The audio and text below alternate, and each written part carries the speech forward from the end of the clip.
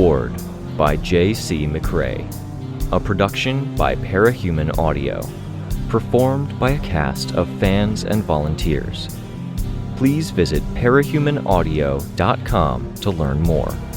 Thank you and enjoy.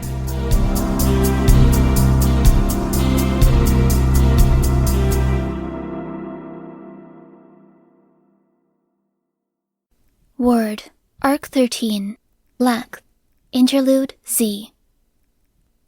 The room was an unoccupied, unfurnished office, plaster and brick, hardwood floor, and a flickering light at the ceiling. The light was too bright when on, and the room was too dark with the light off, and the room was just a little too warm for her liking. Sleep escaped her. It was, in every given moment, a feeling like being on a ledge, the natural and instinctive adjustments to fix her balance pushing her forward, and her stomach lurching, alarms surging through her mind. She couldn't remember having a stomach that would react like that, or being afraid of falling, but she dreamed of it. And so it was intimately familiar without truly existing. A few hundred times over, she felt it. Reflexive, natural movements, each one prompting that surge of alarm, of tension, the desire to overcorrect and overreact.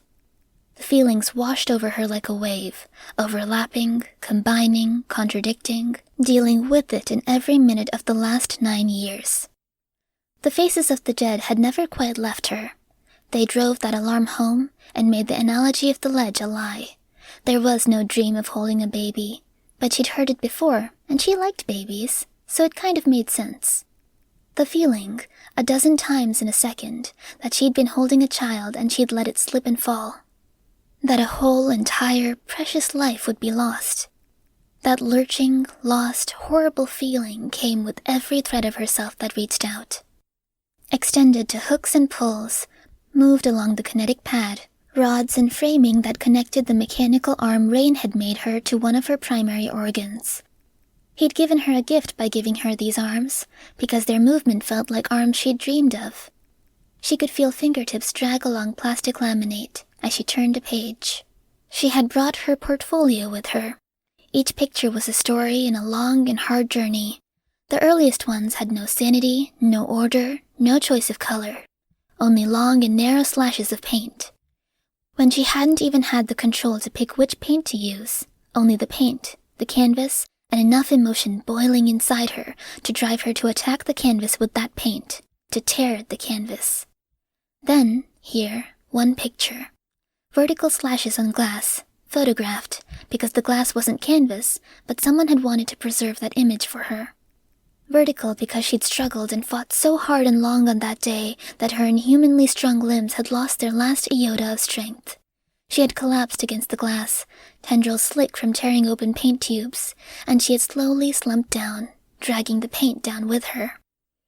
Then, paintings with more form, experiments with control, to attack the canvas, then to move more gently, moving near it and directing focus elsewhere, so that it was gentle movements only. There were experiments where she had everything covered with paint, and then used her tendrils to whip it away, uncovering the pale canvas beneath. Negative images. And then the practice with the pens and paintbrushes, the focus on manual control, crude, scribbled images where pen was so often dragged wildly across the page mid-stroke. Slow, gradual improvement, a rough outline of her old room, a staff member viewed from the back through the glass wall of her room as he cleaned up blood from the floor. That had been after Ernesto had hurt himself. Ernesto hadn't had powers, just the bad luck to have a kid who developed them and accidentally used them on his dad before he learned control. Or her dad. Swetha didn't remember. Ernesto had always sung to her from across the hall. On the next page, one of her first attempts at a portrait, to try and draw Ernesto as she'd remembered him. On the page after, emboldened by her efforts with Ernesto, she'd drawn Weld, even attempting to paint within the inked outlines. She stared down at it for a long time. A soft knock at the door disturbed her thoughts. "Come in." The door opened, and it was Miss Yamada who came in. Swetha felt her heart leap, and already jilted emotions whirl around inside her organs and head. "I saw the light on under the door." I was going to go upstairs and work on things until you woke up, if you were asleep, but this doesn't look like a very comfortable room." "It's what I wanted," Sweta answered, raising herself up. Threads of herself worked with the prosthetic arms to hug the open portfolio against her chest. She had the portfolio with her, some grooming things like a brush for her hair, and a scrubber to get the waxy shedding off her tendrils, and a bunch of clothes she'd removed from her bag and piled around it to try and make a pillow. Jessica had a pillow, she noticed. "Sorry to make you worry. I'm all right. I've dealt with worse. I'd like to see you moving towards better. Steadily, carefully." "Oh." "Sorry," Sweta said instinctively. She hated when she did that. "I didn't think you were checking in on us anymore. Weren't you delegating? We were going to see someone else." "Victoria contacted me," Jessica said. "It seemed important for me to come. She was going to bring you things, but she gave them to me instead." "A pillow. Yours, apparently." From Weld's. How many times had Sweta brought up the subject of pillows in her nattering to Victoria? How she was always worried she'd destroy someone's pillow or make it lumpy. How it was all she really needed? Victoria had been thinking about her. She reached out with the tendrils, and she saw the alarm cross Jessica's face. "Sorry. "It's okay. I'm impressed you've come so far," Jessica said. She relinquished the pillow. Sweta took it, then hugged it to her upper body, lower face buried in it, eyes peering over. She inhaled, and she could smell the familiar scents of Weld's apartment. "You're not staying with your friends?" Jessica asked. "No," Sweta said. "I'm anxious, and I keep playing out nightmare scenarios in my head. The room they're lending me is so nice. I'm worried if I slip up, I'll break or tear something. And the door doesn't... secure." "It doesn't lock?" "It locks, but not in a way that stops me, or stops either of them. I could tear off the doorknob and hurt the person standing on the other side, or take the door off the hinges. I stayed there the last 2 nights, and tonight I was here, and I decided maybe I'd stay in an office like this one." "Are you more comfortable?" "This door doesn't secure either, but it's better. Let me know if I can help." "Okay." Again, she breathed in deep. It comforted her and hurt at the same time. "Victoria's going to come in shortly. She wanted me to hear you out or talk to you.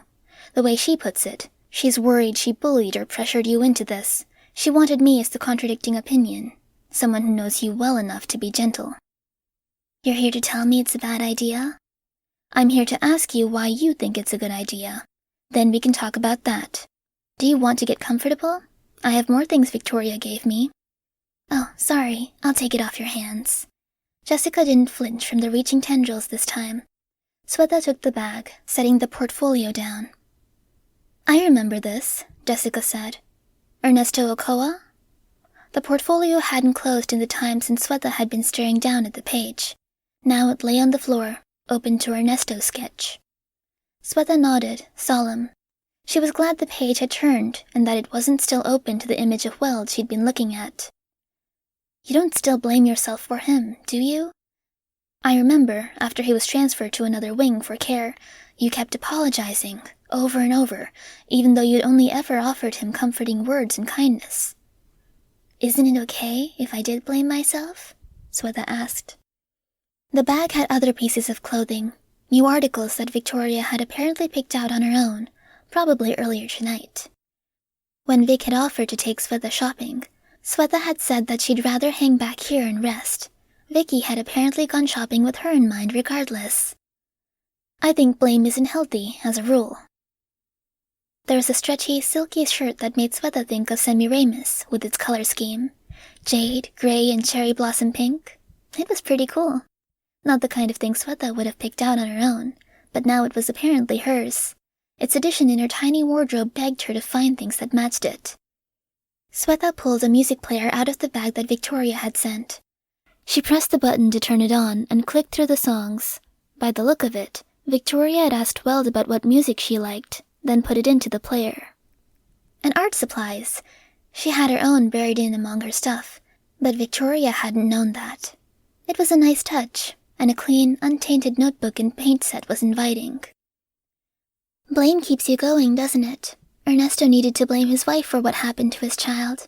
Indignation and quiet fury got him through days he otherwise wouldn't have been able to manage. It doesn't make those days better. It's my feeling that every day he focused on being angry and hurt, he got further from being okay. Swetha started. She stopped as it hit her that she'd walked into a verbal trap, or that she was setting one up. Neither was okay. Should I be okay? So many people died. You were just a child, and you weren't given a choice. But Rain was just a child too, not that much older, and he was threatened with horrible, horrible things. He was brainwashed from a young age, and he had Mama Mathers looking over his shoulder, ready to make him insane and then make him a breeder for her cult. He had a gun to his head, and people act like... Jessica didn't cut in, didn't interrupt while Swetha thought aloud. Like if Rain finds a ceiling to his self-blame or a point where he stops blaming himself, then he's not repentant. I have my own feelings about that. I've talked with him about them. I would reiterate, you were just a child. So I should be okay? It's okay for me to be... okay? She'd aimed to put an inflection on that last word, and then her voice had cracked as she'd uttered it, which doubled on the effect. The effect was to make it sound far closer to how profound and impactful the notion was to her, how scary and fragile. She was playing dirty, she knew. This was the verbal trap that would either get turned on her, or that she would turn on Jessica. The idea of her being okay was too layered, too heavy, for it not to be used by one of them. There are no guarantees, and there's no guarantee of justice in this. There were cultures where they would put hot coals on your tongue if you were on trial, and if you were burned, you were guilty. There's no more rhyme or reason to how this ends up than there was in that. If you try to imagine there is, then you could end up still holding incredible guilt, with a body that miraculously was fine, or you could end up with a body that was worse than what you have now, and losing years of progress in every respect because you attached your expectations to the idea that you could end up with what you deserve, and then ended up with a tragic result. Or I could get the worst of both worlds, which I feel like I'm doing now, with a body that wants to kill people and all of the self-blame. When I wanted to leave with Weld, I remember you saying I shouldn't. You didn't recommend it. You said I had a choice. I made a choice, and people died after that. A lot of people. I think you're assigning yourself more blame than is right for those deaths. You played your part. You tried to help, and things were going poorly. Swetha shook her head. Emotions surged and seethed through her organs and towards her face, not flushing it or leaving her teary-eyed or leaking bile through her tear ducts only because she controlled herself. She wanted to say 100 things, but she couldn't bring herself to. "May I?" Jessica asked. She indicated the portfolio. Swetha nodded. "Can I sit?" "I don't have chairs in here. You can sit on my bag. Here." Swetha dragged the bag over by the wall. "Sit with me?" Jessica asked as she sat against the wall, sitting on the bag, the portfolio in her lap. Swetha nodded. She was glad for the company, even though it was hard. Jessica sat so their arms and shoulders touched, something that hadn't been possible before. The portfolio and her development from the oldest images to the newer ones was a depiction of her progress. Things took on more details. More mental resources were freed up as she learned coping skills. Bricks laid atop one another, building something. Progress, step by glacial step. Jessica started to turn the page when Swetha stopped her. "Children on the rocks," the paint used with an impasto technique to give rocks dimension and give equal dimension to the waves. That didn't quite translate to the digital printing of the image, but still. The images of the children were cruder, not quite matched to the three-dimensional image of the rocks and water, which annoyed Swetha. "Which one is you?" Jessica asked. "I don't know. I was thinking about it last night, trying to remember who I was. That's when I dug my portfolio out of my things. Bo says that my mental image of who I'm supposed to be is going to be really important to how this ends up. Is that why you're dwelling on the notion of blame and self-blame?" "A bit." "My concern, Swetha, is so much more general than what you're talking about here. You're making sure and steady progress toward a healthier, happier, more controlled state, and you're risking throwing all of that away." "Where do you think I end up, Jessica? If I take this road where I say no to Mr. Bo and I tell Victoria to stop looking for answers like that one, where do I end up? I think I can envision you with a man that loves you entirely as much as you deserve, who sees your heart and talent and who trusts, respects, and pays close attention to you. Sweta shook her head. I can see it, and I think that's something you've expressed is important to you. I see you with a house of your own, with a sunny art studio filled with plants and aquariums. I see you adopting. I see you taking your newfound love of cooking and sharing it with this family of yours, with friends, and you working with others who have their own struggles with power and control.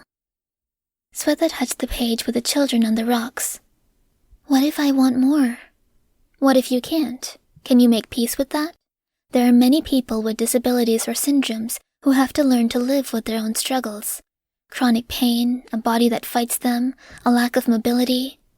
There are people with disabilities who can fix those disabilities. People who can't see who can get a surgery. People who can't walk who can fix it. There are, but that doesn't necessarily require working with someone like Mr. Bo.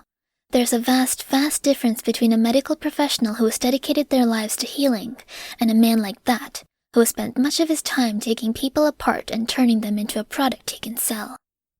Sweta shook her head. I've already come to terms with that, I think.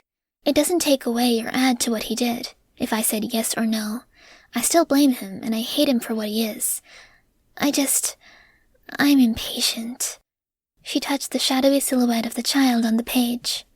I want to be her again.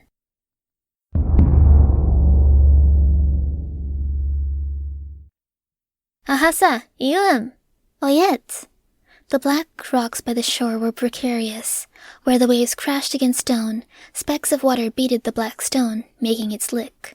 Plant life drank the water and spread on the stone, camouflaged black on black, but slicker still. They clambered over rock, careful with how they moved. A cousin was arranging stones to weigh down a bowl, igniting the contents of that bowl. A beacon on the rocks. They were the oldest, and so they got that duty. Which was fine, good, because everyone else got to draw.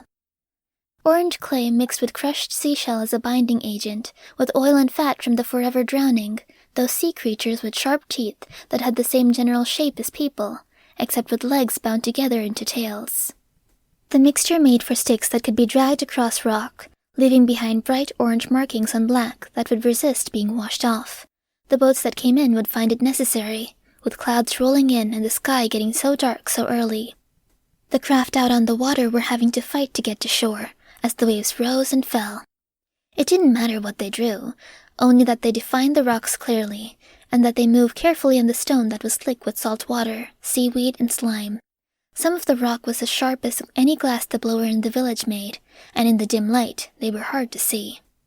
Nayat watched as her brother worked with handsome Micah to climb down to one of the bigger rock faces. Micah hunted the forever drowning with his father, and was strong and always happy. Dimmy hadn't yet grown out of the stage where he wore simple children's tunics with orange clay bead collars, his hair a mop that hadn't been cut like someone who'd come of age. It was a year overdue, and made him look that much more immature next to tall, strong Micah, who was roughly the same age. Ahasa, Micah, Dimmy! Nayat shouted at the two boys who were joking together. Hurry. Hasa ai hia punus yahai sa. Micah laughed, boisterous, while the other kids either laughed with him or jeered. Dimmy blushed a red that she could see even in the gloom, ducking his head down, embarrassed. No Nayat, Micah said. Senet hasa, yen senet babate hasa, huh? Now the jeering was directed at her and at Dimmy. Huh, she answered, a smile on her face. She drew, broadside of her biggest chalk stick against a wall of black rock. She made her drawing a punu, a large, dramatic, and exaggerated image of a boy's thing, that took up the entire length of rock, 10 paces long. She put symbols for good fortune at the root of it, and symbols for safety coming out of the tip. She wasn't sure what it meant, but she hoped it would give the struggling fishermen a laugh and renew their strength as they made their way to shore. They were allowed to write whatever, so long as they wrote a lot. So they did more rude things. Aspersions about Micah's babat, his male caregiver, and what he did with the forever drowning. He might get angry at that one. More punu, crossed like the fighting sticks the boys and healthier girls used for play fighting.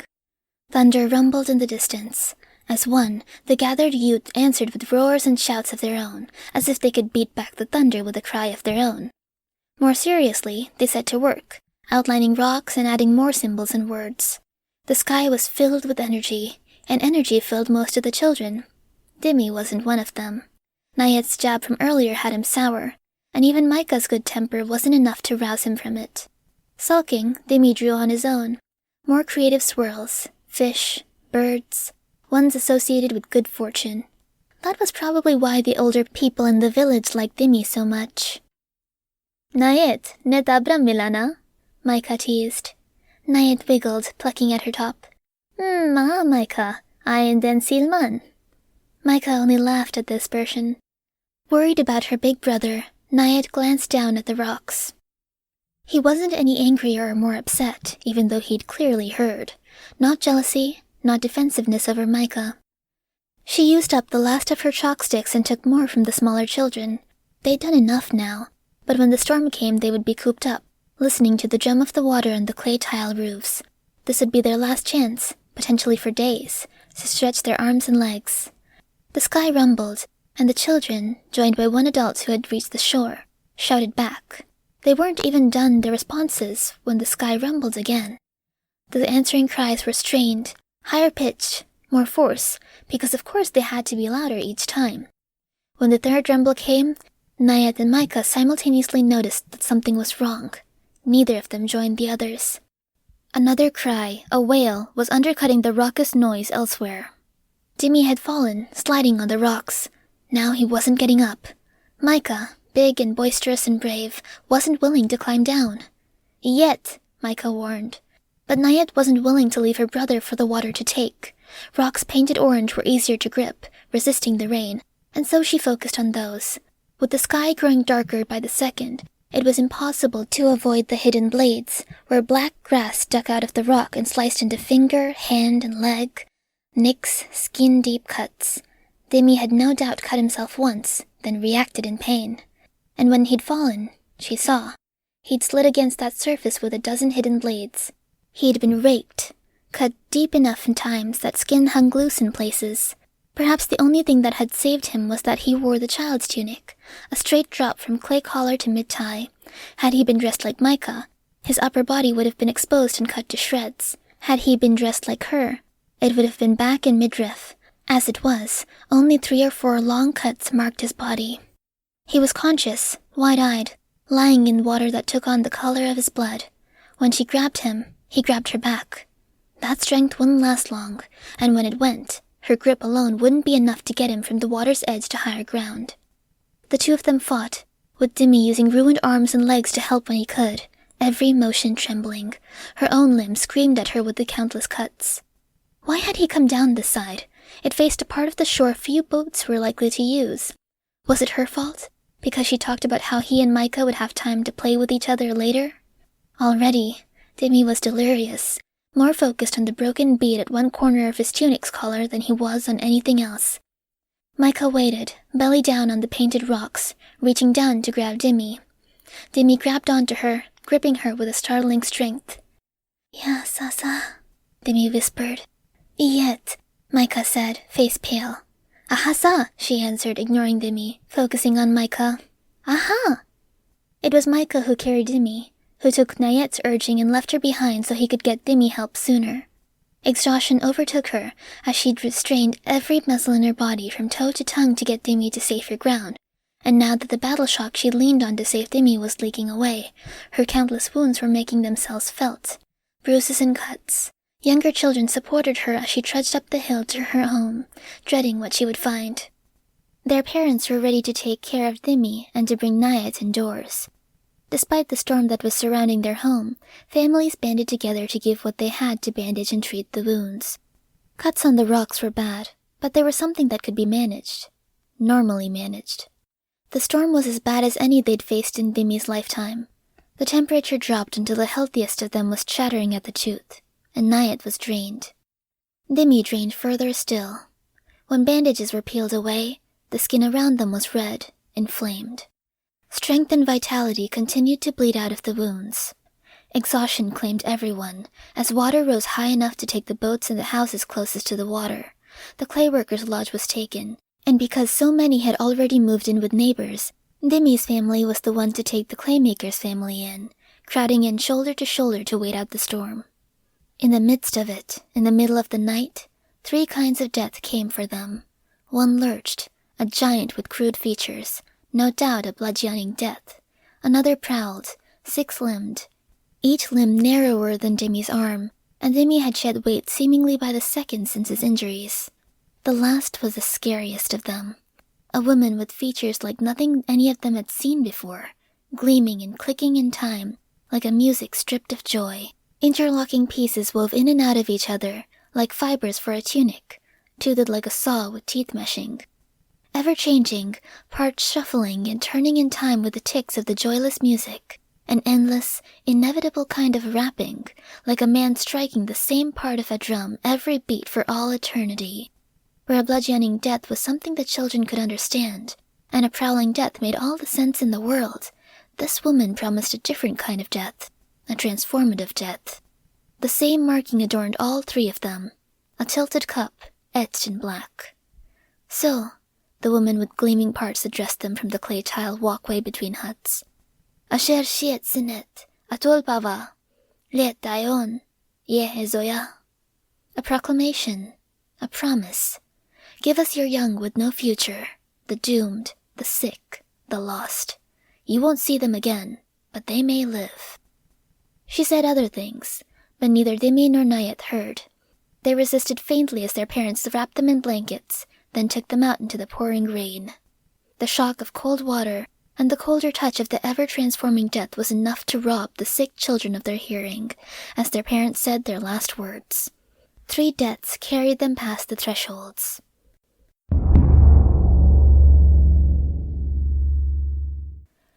Jessica picked up her phone. It had vibrated. "Problem?" Swetha asked. "No, Victoria was wondering if I was still here. She's avoiding me, I think, keeping her distance."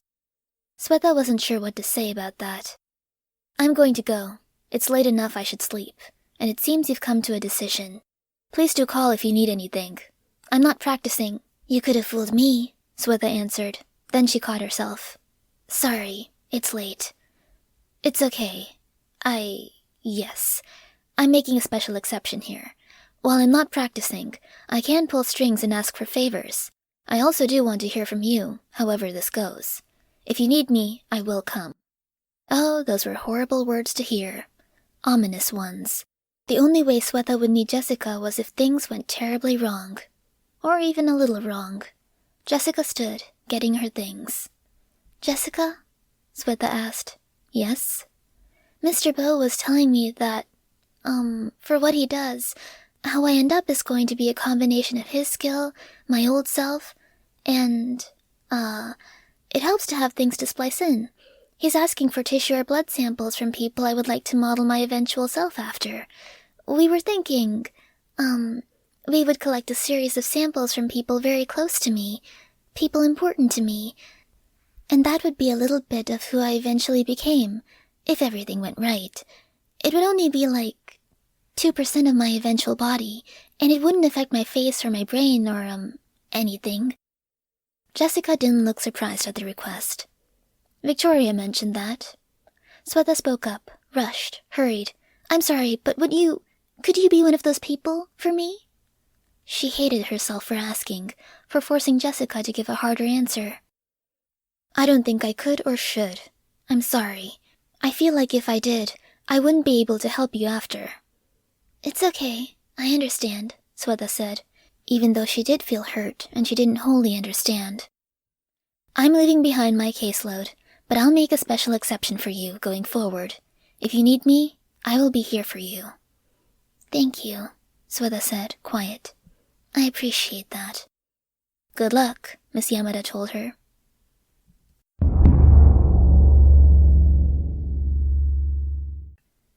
She heard a distant noise, a crash, and she screamed, top of her lungs, as if to drive that noise away. It ignored her, pressing on. She turned away, her focus limping like a person with a crushed leg might hobble forward in an ungainly way. Where she focused, she lashed out, she grabbed, and she tended to move in that direction. She couldn't ignore the sounds of tramping boots. She couldn't ignore the lessons imparted in her so many times before. This was a pattern, a nightmare set to endlessly repeat, front to back, forever. Dread, anxiety, death. Sometimes the death was animal, sometimes it was insect. They were bad, for reasons different than the other deaths. Her body wanted to eat, and that meant making her eat. If she didn't eat of her own accord, chewing and swallowing, then this writhing body of hers would pull food against her face until it was crushed against lip and tooth, feeding her by forced morsels and fighting every step of the way. If she didn't eat the rodents, the dogs, and the centipedes, then it would try to feed her the people, and she couldn't bear that. If she ate, then she had more control, and if she had control, then she could avoid the worst cases. If she could maintain a kind of stability and train her focus, keep the deaths to cats and rodents, then it was a nightmare. But it was a looping nightmare that stayed stable. By night, she would dream of a village by the water, of peers and friends, family. She'd been imprisoned alongside. Had it been her brother? And then she had become this, and they had become dead, crushed to death by the movements of a body of black stone, ground into wall and floor until there was only pulp and black gobbets that creaked like rock and twitched like meat. That was stability. To dream of things lost, and live to avoid more loss. This, the sound of boots, was the loss of that stability, the descent into a whirlpool of worse and worse, darker and darker, less and less control. If she killed a person, and she'd killed so many now, tearing into a crowd, then being hunted after, they came for her. With limping, struggling movements, she fought to get away, focusing attention on anything that could be a handhold, willing her body to cooperate. Her movement was slowed because her body insisted on carrying its next potential meal with her, dragging an arm, neck, shoulder, and the crushed lower part of a head behind. "Upstairs!" was the shout in English. "I hear it!" She screamed, long and loud, raw, to answer that coming fury with something that might drive it away. "I'll go. Back me up," was a woman's voice. Again she screamed, her voice higher-pitched, more frantic. The person came into view, a woman in a skin-tight outfit, wearing pieces of armor, broader across the shoulders than anyone she'd seen, man or woman, muscular, and wearing a helmet with red hair flowing behind.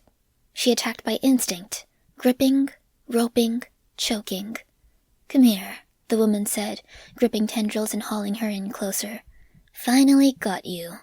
She screamed, snarled, her body fighting to get away, to crush. Nothing worked. The woman pulled her in closer and closer, until gauntleted hands gripped her by the face. They were eye to eye. The woman's eyes searched her expression.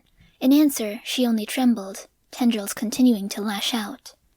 "Oh, you poor thing. You're not doing this on purpose." "No," she said, in a voice she barely used except to scream. She knew English even though she didn't know why, like she knew Russian. This was her first time using it. "I'm sorry. I'm so sorry. I'm a heroine, okay? They called us in to help, and now we're going to get you that help, all right? I'm so sorry. I'm sorry." The heroine hugged her, bringing her face to chest, clumsy in how forceful she was, but unbearably kind.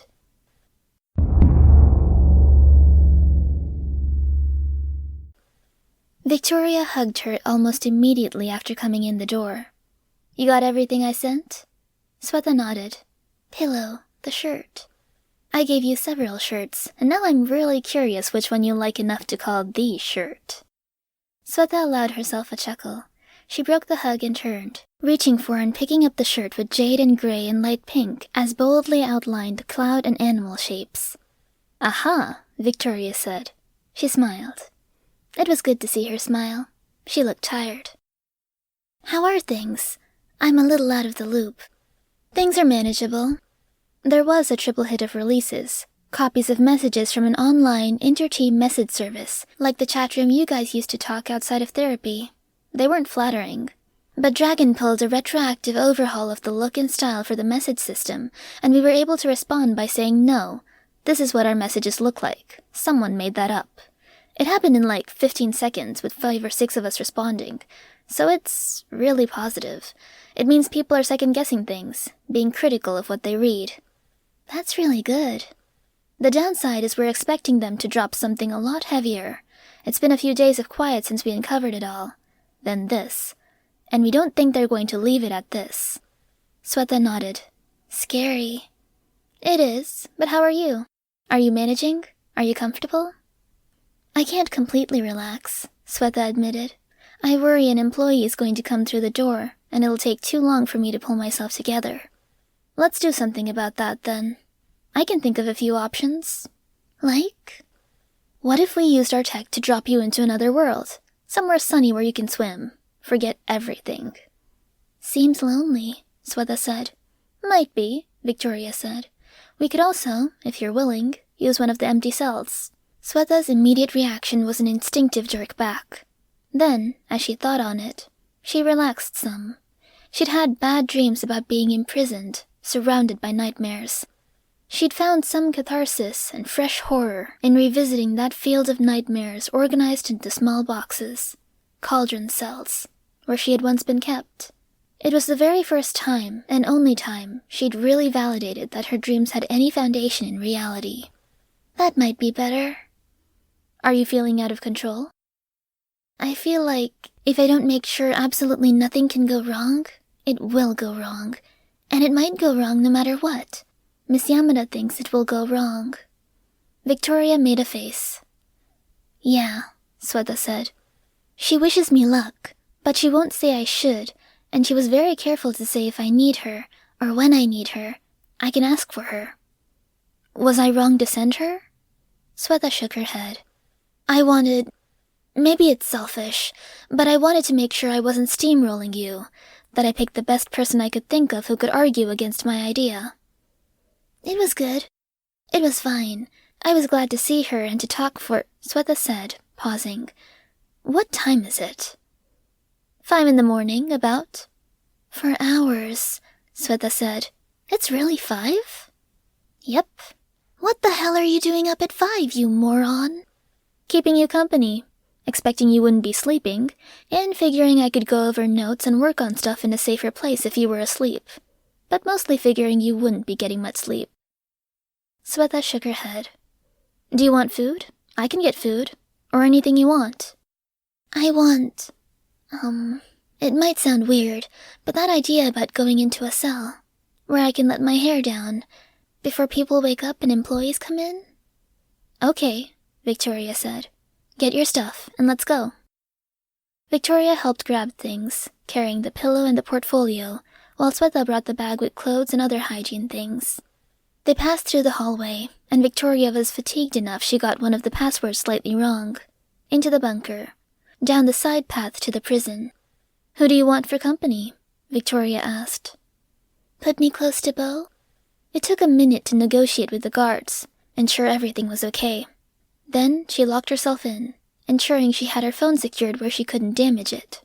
She shed her prosthetic arms, jumping as the shock marked the detachment of the kinetic pads, and placed them away with care, surrounded by clothes. She shed her clothes for the most part as well. She let herself unfurl and reach out, finding things to anchor onto, and she had to take steps to relax, to undo the steps and the measures to keep things focused. A headache she didn't know she'd had eased. In this cell, which had its reinforced glass and chicken wire on 4 sides, opaque panels providing some privacy, she could see the landscape beyond, and the night sky. She could track the time of day.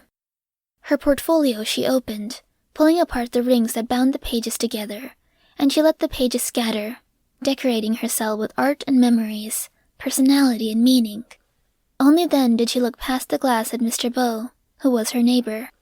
She willed him to see her and her art, to know she was a person and not a patient or a subject.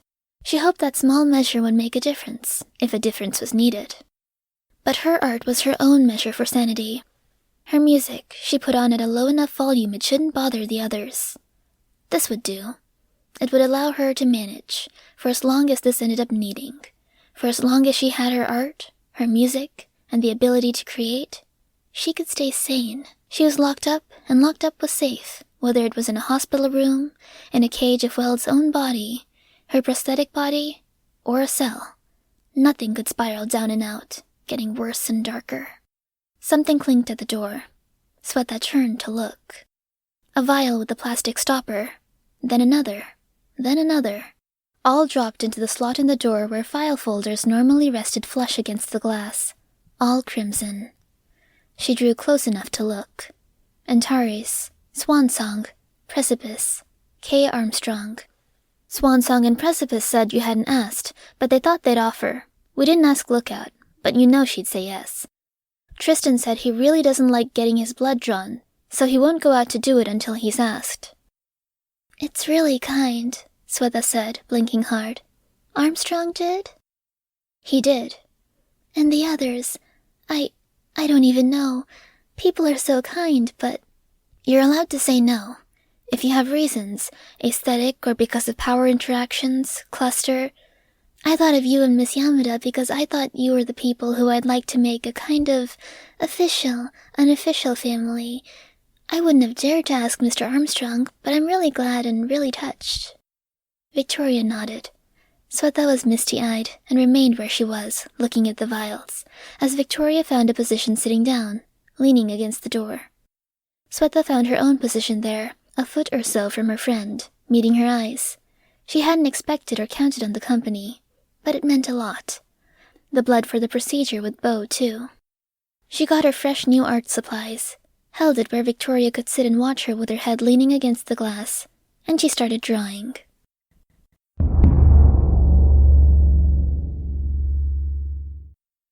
Coming in, the nurse said.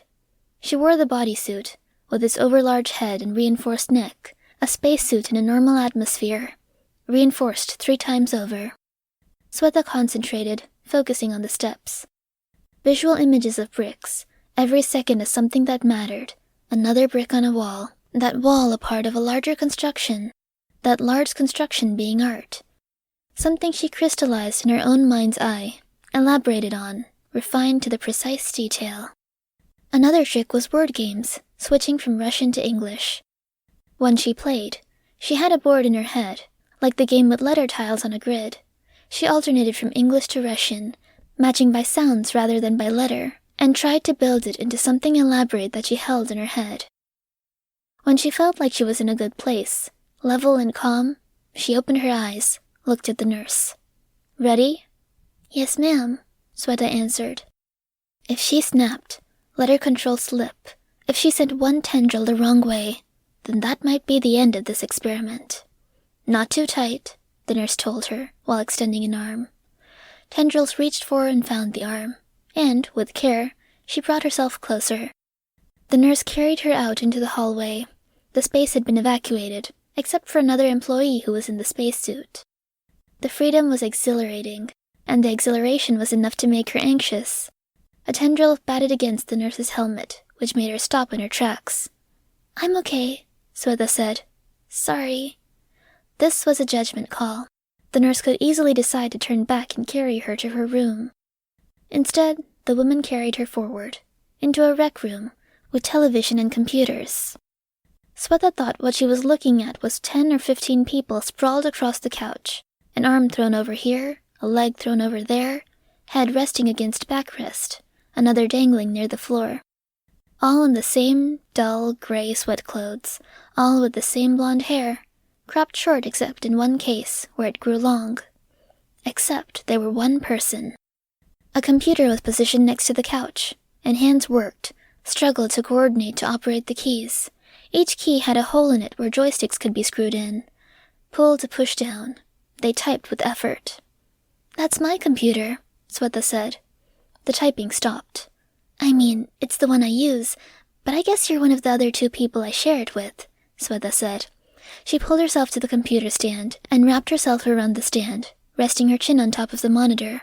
I'm sorry if I hog it. Typing resumed. It's okay, was the mechanical text-to-voice response. After a short delay, do you want to use it? Beneath the girl's clothes, a tube shuddered, audibly slurping. Multiple sets of eyes closed, as if in pain or bothered. No, you needed to talk, right? I do not have much to say. I can't believe that, Sweta said. I'm Sweta. I'm a Case 53, which is what they officially call people like me. I know. I studied capes once. Awesome, Swetha said. So you do have something you're into. My thing is art, and a bit of video games, which is where I hog the computer. I only follow some capes. What kind of art? Painting and drawing, and anything I can manage. It's therapy for me. Sorry if I'm talking too much. No. Okay, just let me know, Swetha said. What capes? What capes? What capes do I follow? Yes. Sorry, before I answer, communicating like this is tricky. Is it okay if I talk over, and then you interrupt? Or do you want me to wait, or, sorry, just thinking. Watch, ? Watch the screen, I'm dumb. Okay, but, if you grab me I might hurt you. I'm not 100%. Do you need to go back to your room, Garot? The nurse at the door asked. No, I'm okay, I'm just being careful. Okay. A finger pointed from couch to the screen, Swetha maneuvered to look. It's okay if you hurt me. My psych and the nurse explained the risk. If you hurt my hand or one of my heads, I have more. Swetha settled down, much of her body finding some purchase across and along the floor, at the couch legs, and at the base of the computer stand. She watched as words appeared. I could use some company. Me too, Swetha said. You were talking about capes you like. Oh yeah, Swetha started, stopping as more words started to appear. Warning, get me going on this topic and I may not stop. Warning acknowledged, Swetha said. She twisted around to shoot her new companion a smile. I have one favorite, and he's Weld. I know Weld. You know who he is? That's great. The more popular he gets, the better it is for all of us. Us being Case 53s like me. I know him. You know him? Is he half as cool as he seems from media and videos and stuff? Yes. Swetha was twisting around to look between her companion and the screen with responses. If you get me started on that subject, I might never stop. That's my warning to you, Swetha said. Great. But, oh, man, this has been bugging me, and I've been searching, but I wanted to look up the heroine who found me back when I was in Russia. I've been looking, but I can't find her. Do you think... Yes, tell me about her. Then they were at it, not stopping in their exchange or chatter for more than a second at a time, until their turn in the rec room was done.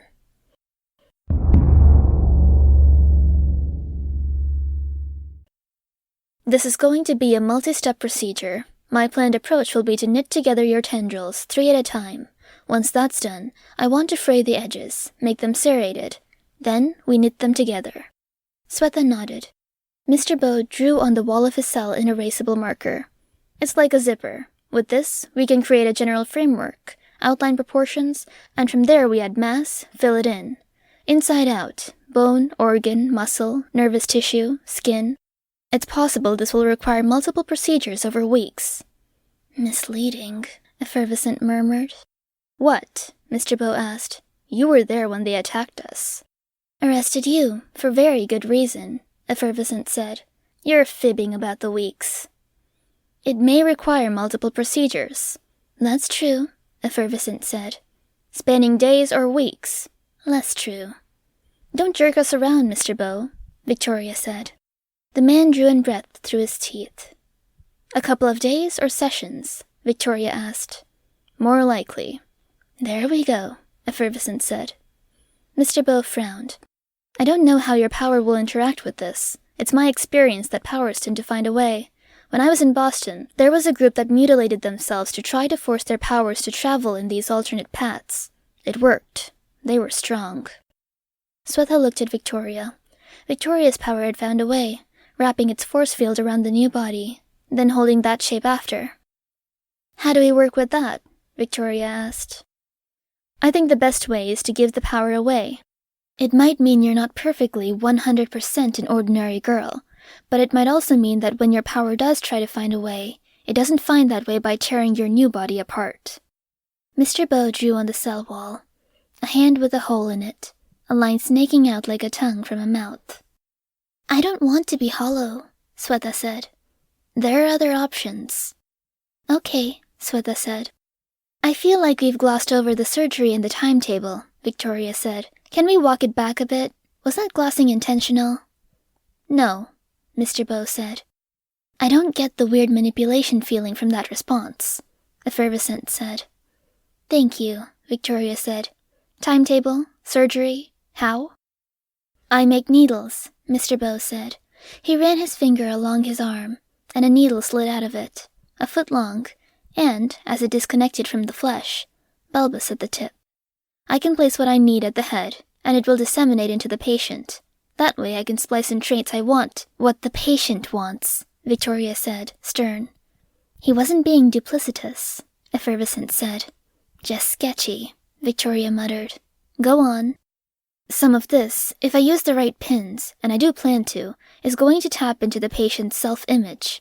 Some of this is necessary to make the connections feel natural, making the body feel intuitive, instead of like a fit of shoes that's the right size, but worn and stretched out to fit someone else's subtly different foot. I've been using tech that uses the same principle, Swetha said, moving her arm. Good. That's interesting, and promising, if you were willing to let my companion do his thing. No, Victoria said. He could unlock your missing memories and make that connection much stronger, bring your body closer to your actual self, that's buried deep in your memories. No, Victoria said. Effervescent can't get a good read on Mr. Drowsing, and it feels like more of a bad idea. Swetha nodded. Agreed, at least for now. Okay, just saying. I can also make edits. They'll propagate through, depending on where the needle rests. Rewrite DNA, alter the design, encourage adding mass. This won't be easy.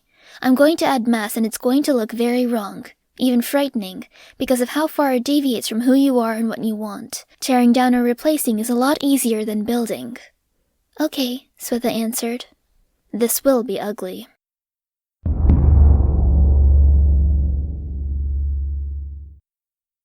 This whole thing is going to be ugly, Weld said. Swetha wanted to reply, but she couldn't bring herself to. Not the way she should. Yeah, was all she managed. His bed was a collection of ripped-up old tires that he'd set up in the back of the truck. He'd thrown around some pillows so that the others could lie down if they wanted to. And as he undid the loops and bindings that held her close to him, she reached for the pillow. Being by his side and at his back was reassuring, and it was often distant, because even though she was touching him, reaching through him in places where her tendrils threaded into one part of his body and out of another, she didn't face him. Now she hid, pulling the biggest, toughest pillow around, hugging it.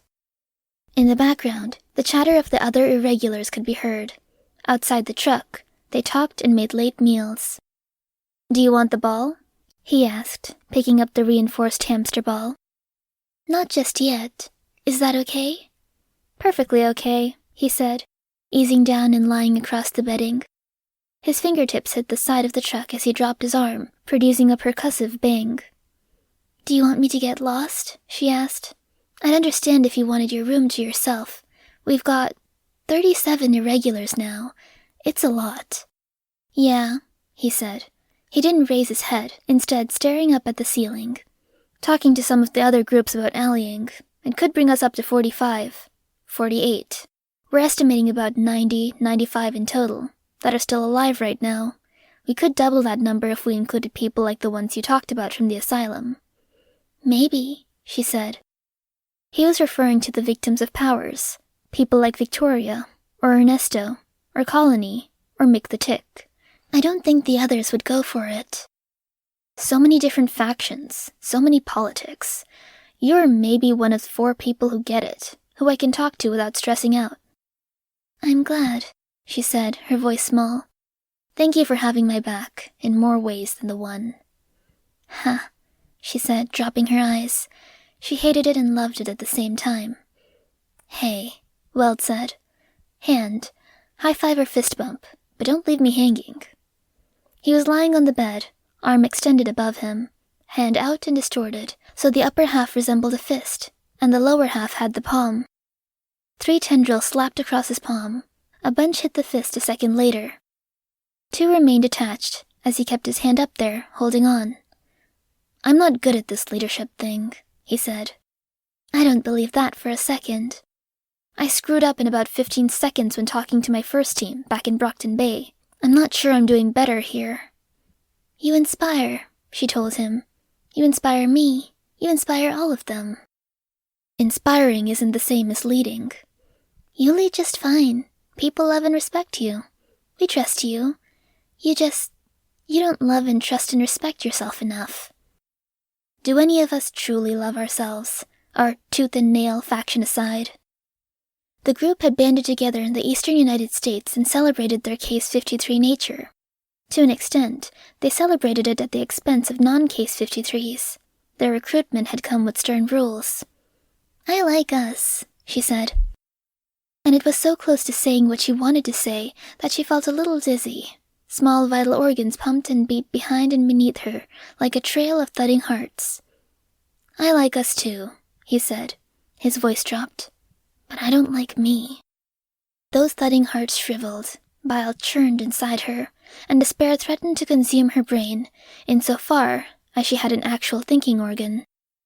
To see this wonderful, amazing boy so lost and struggling, even knowing it was because the week had been long and fruitless, it almost physically hurt. "If only you could see yourself how I see you," she said. She tugged on the arm he still held out at an angle, that she still held, like she'd slapped him a high five and then kept her hand there, holding his. He dropped the arm, draping his arm over his face, eyes hidden in the crook of the elbow. "Likewise." An automatic response. "No, I don't think it's likewise," she said. "You're smart. You're good at so many things. You're one of the nicest people I know, and one of the people who's done the most to make the world a better place. You're so beautiful. You have so many people who would give their right arm to be with you." "No," he said. "Listen, I know there's a standard pep talk that comes with talking to other Case 53s. I get it. We tell each other we're beautiful in our own way. We lie and we say anything's possible. And if I'm honest, I don't really like it or buy into it, so I don't say it.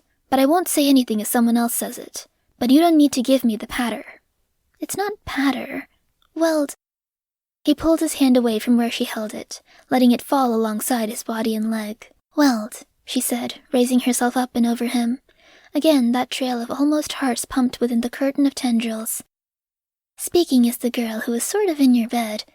She was going to regret saying that for the next 50 years. He moved his arm away from his eyes. She almost lost the nerve to speak. Almost, but somewhere inside her, some bizarre fireworks of images went off. All of Weld's star power, the folder of images and promotional material she'd saved of him that she would never ever show him. And the very normal, very silly things, like how he talked among friends, among old teammates, and how he talked to leaders in capes or community people he respected, how he talked to her, how he laughed at some shows, and how he looked when he listened to the exact right piece of music and let the tension melt away. How he looked right now, just a guy that was 18 or 19, with a whole community leaning on him, weary and lonely. Letting that summation of a person hurt was far scarier than ever losing this friendship.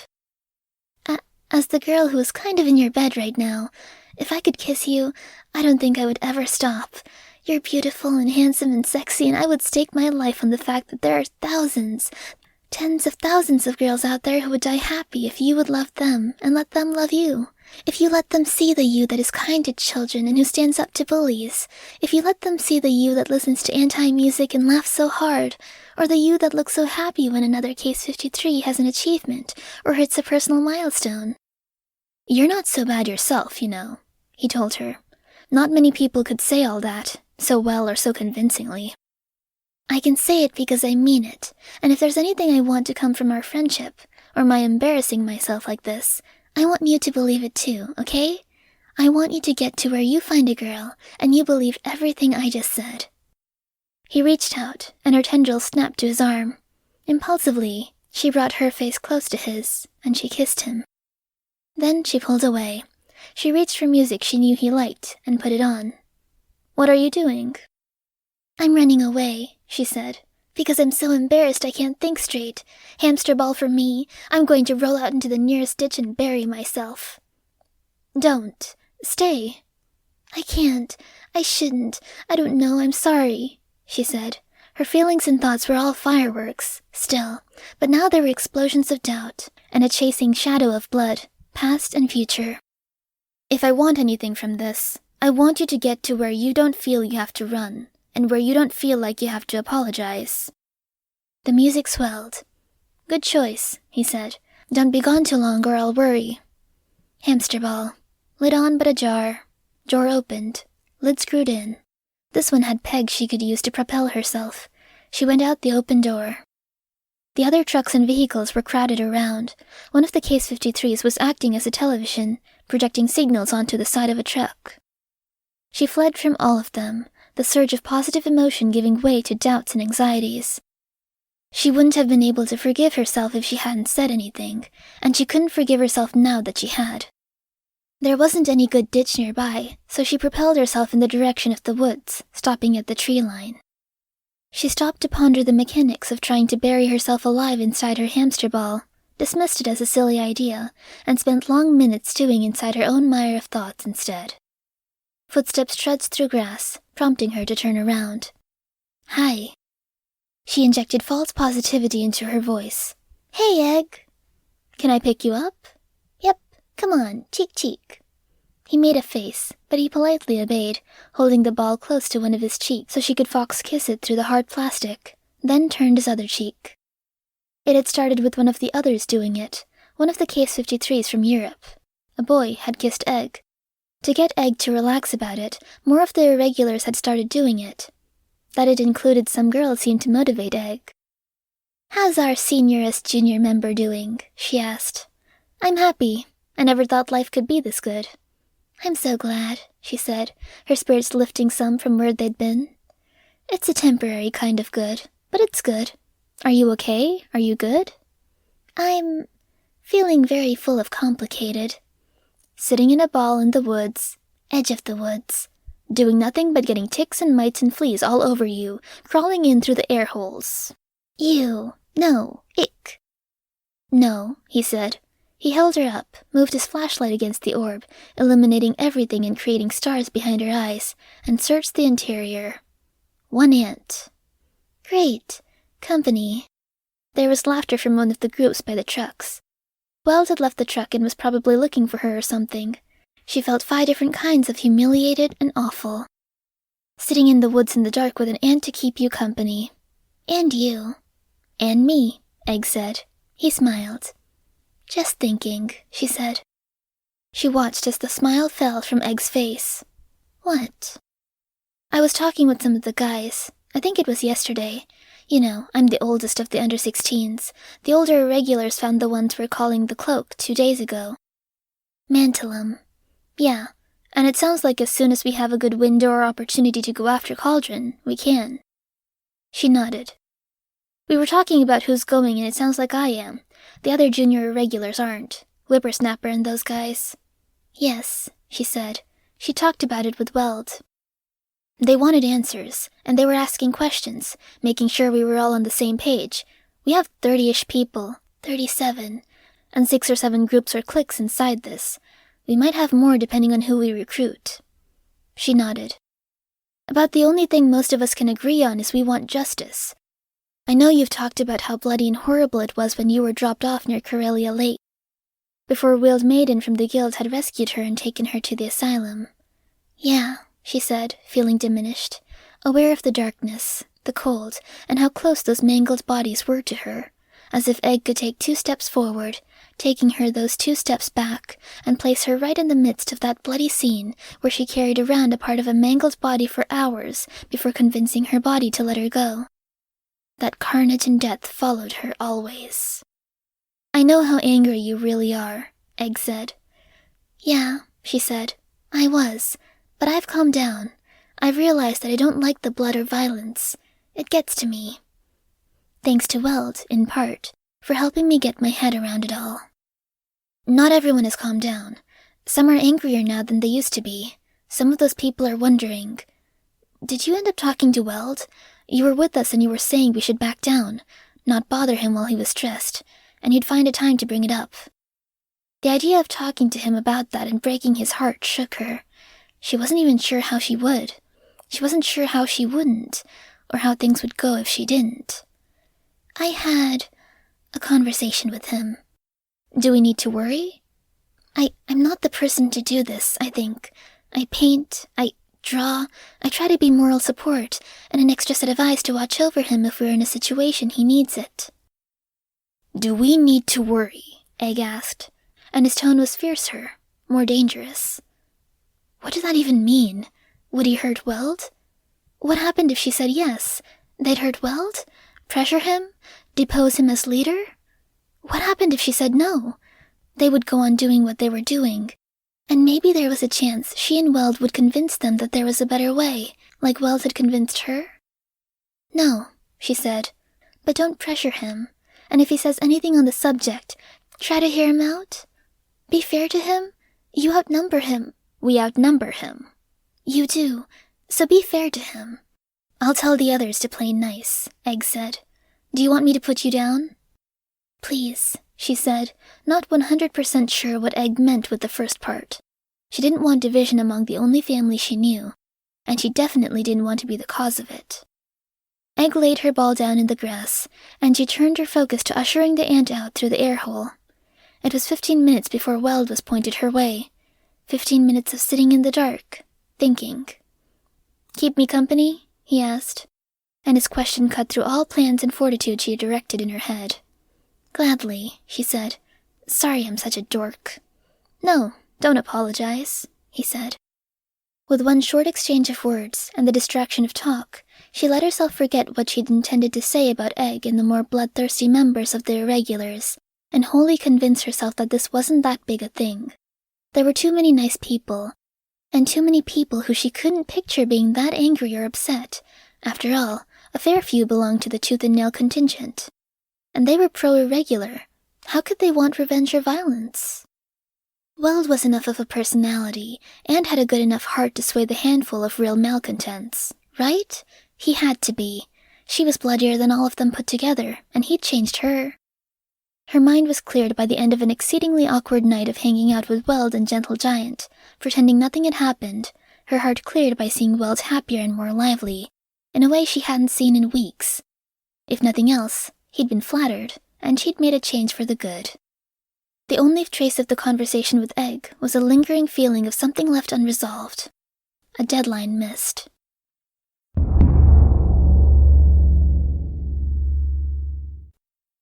Swetha's body arched as a blister appeared, filled with liquid meat, swelling until it was larger than the rest of her. Skin tore, and flesh within ripped apart under its own weight. Her arm tensed, gripping the edge of the table. One more time. It's been 6 times already, Victoria said, voice tense. 6 times and you're doing the exact same thing. You're torturing her. It doesn't exactly hurt, Swetha said through grit teeth. She felt the needle slide into place. No sooner was it in place than some pins were pulled from a jar where they sat in some fluid. She was poked, needles penetrating where a tendril met the back of her face. One after another, at least 10. Her tendrils strained and flexed where they were clamped down against the table, stretched out. Again, she felt the flesh appear, grow, and swirl with random, vague nerve connections. It built up into a massive, fluid-filled hunchback. Again, she felt tendrils stretch, strain, and splinter. That splintering feeling, she knew, was the zipper edge forming that would interlock tendrils. The blister hunchback popped. Fluid flooded out onto the metal table, and because that table had a lip, some sloshed back into her face. She sputtered, coughing. One more time. He stabbed her with another needle. You keep saying that, Victoria said. Say it again and we're going to have problems. Each time we do it, we get better results. How well does she hold together? What are the stress limits? What can this skin take? Building her up over and over again, only to repeatedly destroy her, isn't getting her anywhere. Get to the damn finish line, then refine from there. Can you trust what I'm doing? The blister expanded, then unfurled, unzipped. 100 pounds of flesh became 100 pounds of pencil-thin tendril. Tendrils reached out and seized Mr. Bow. He's panicking, Effervescent reported, an almost ludicrous comment, given the scene. Already, Swetha was screaming, in warning and alarm, her every instinct failing her. Victoria kicked in the glass door to the lab, her backup following her in.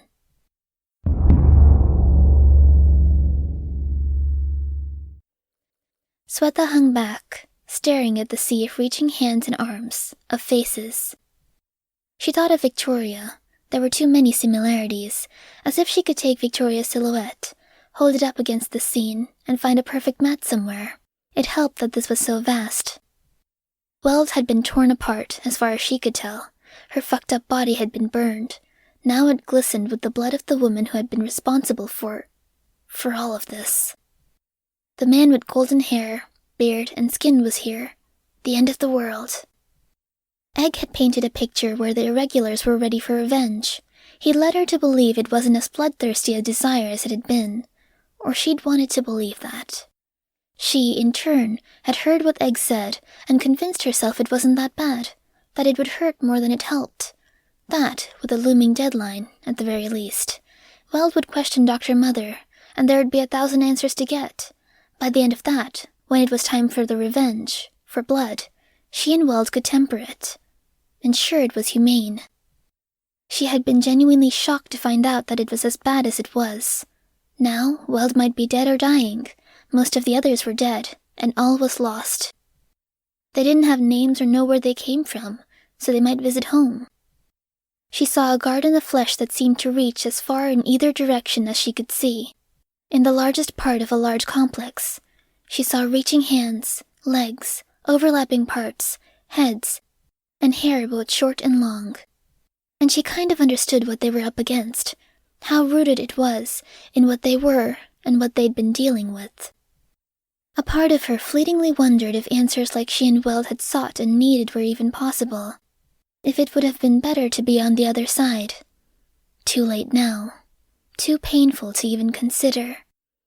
If there was one last thing to do, she would do what her hero would do, and she would help, however she could.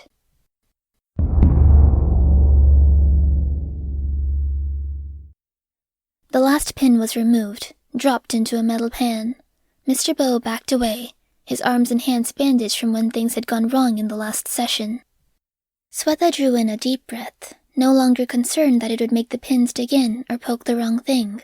Her partially intact stomach pressed against the cold table, as did her thighs, her toes. She twisted around, turning over, and winced as parts and flesh she'd never been old enough to have got in the way. Victoria jumped forward to rearrange and reposition the towel that had been draped over Swetha's back and buttocks. There was still flesh missing, mostly in the area in front of and around missing. Non-essential organs. A kidney, part of the liver, a bit of a side piece aesthetic, but it crept up higher, framed by stiff ribbons of skin. Her hair, she touched the back of her head, and she felt the short hair there.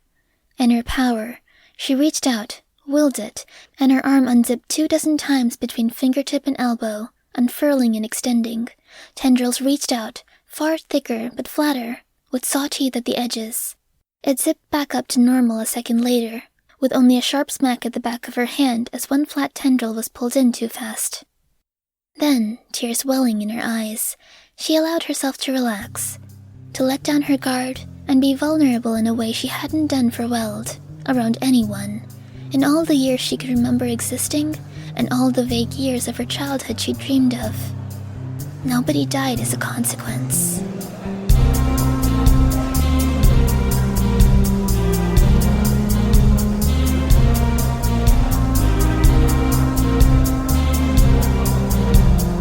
This was a production of Ward by Parahuman Audio. Ward and the Parahuman stories are written and owned by J.C. McCrae. You can find the original text and support the author at parahumans.net. For more of the Ward audiobook, as well as other community works, please visit parahumanaudio.com. Music for this chapter was by Enexia. Editing by SamuraiBuko. Narration by Mira Chandrasuri. Find more of their work at our website. Thank you for listening.